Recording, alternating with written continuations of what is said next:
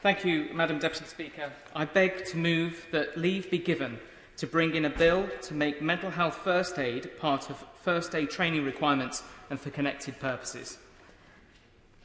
Madam Deputy Speaker, I can still vividly recall when I was a teenager the sound of my sister as she sobbed and cried each night following the news that one of her best friends and someone I had always looked up to had committed suicide.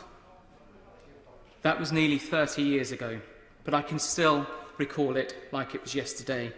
The pain, the loss, and the biggest question of all, could I have done something to change their mind? As I stand here today, I know I cannot change the past, but perhaps with this bill, we can change the future. Madam Deputy Speaker, this bill makes a simple request: to make mental health first aid part of normal physical workplace first aid in workplaces across the country. In doing so, we may not only save lives, but change lives too.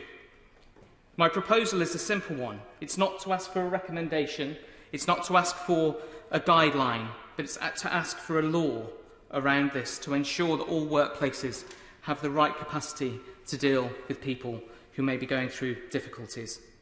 And we live in a society now where mental health is on the rise in terms of issues, and as a society today, we have a much greater appreciation than we ever have of the importance of mental well-being. So there must be a time now for a small change to make a big impact. I want to assure colleagues that this bill is not asking too much of business. Just as physical first aiders are not expected to be trained as doctors or paramedics, mental health first aiders are not expected to be counsellors or full-time psychotherapists. The training simply provides the skills for the first aider to identify, understand and help someone who may be experiencing a mental health issue. This could be through mandating accredited mental health first aider training, or perhaps just requiring the inclusion of the existing Public Health England psychological first aid training. Madam Deputy Speaker, as you already know, the proposal in this bill is not new to Parliament. Over 2 years ago, due to the excellent work of Natasha Devon and the Where's Your Head At campaign, which I am now proud to be an official ambassador for, this topic was debated as a backbench business committee debate. We all know, though, since that time, 2 years ago, that times have changed dramatically. And given the impact of the COVID crisis on the mental health of the nation, today the world is drastically different. Back then this was important. Today it is both urgent and essential. Madam Deputy Speaker, to have a mental health first aider in every workplace is not unrealistic. In my own constituency of Watford, I set an ambition to train 1,000 mental health first aiders, and with the incredible support of Camelot, Watford Chamber of Commerce, Wellspring Church and many other community champions, we are making this a reality.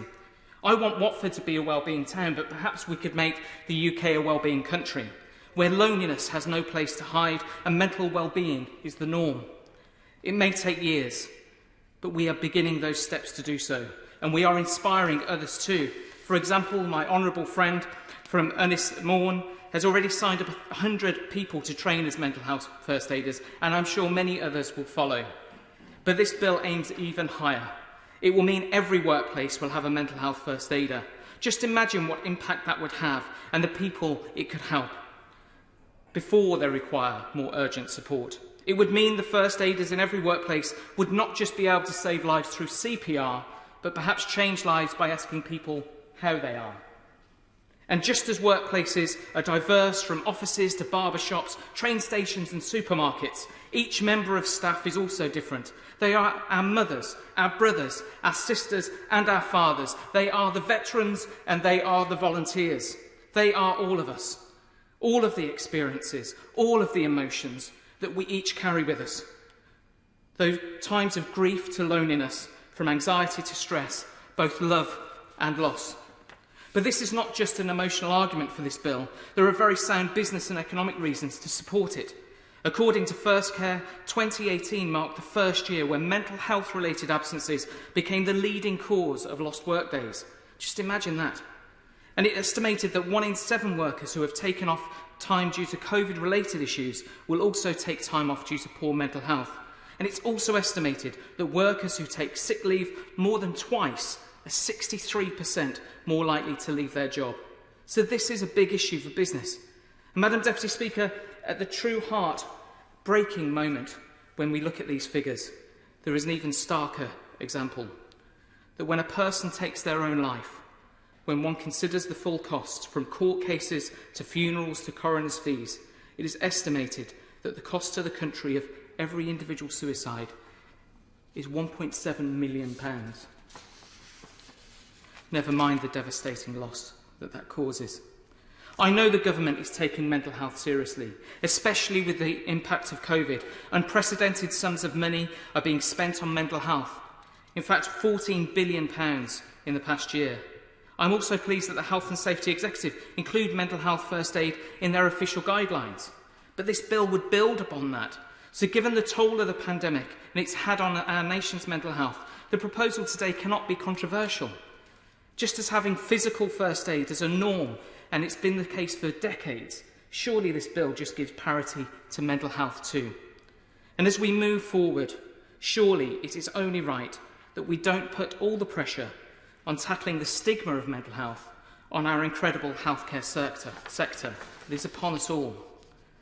By spotting early warning signs and signposting people to the right guidance at the right time, in the right place, we can ensure early support.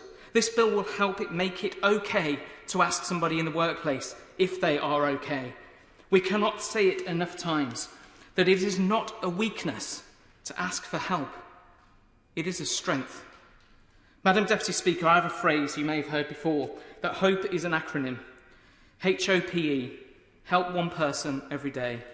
With this bill, we could help millions. And to be clear, this bill is not asking for billions from the Treasury. It is not contentious. It helps individuals, business, society and the economy. And it could help the nation heal as we all emerge from this unprecedented crisis. Madam Deputy Speaker, surely, if suicide were a virus, would we not be searching for a vaccine? And if loneliness were a disease, would we not be attempting to find a cure? In the coming months and years, we as a nation will need to come to terms with the impact of COVID. We will hug each other once more. We will sing and we will dance and we will drink with each other together. But as we return together in the workplace, we will also need to grieve together. We will have to face our fears together. We will have to mourn our loved ones and our missing colleagues together and share our stories together. I truly believe this bill will play a small, practical part in ensuring our nation can heal together too. So, Madam Deputy Speaker, I humbly request for this bill to be given due consideration to be passed into law. And I ask to the government, with great respect, if not now, then when? If not when, then why not? Thank you, Madam Deputy Speaker.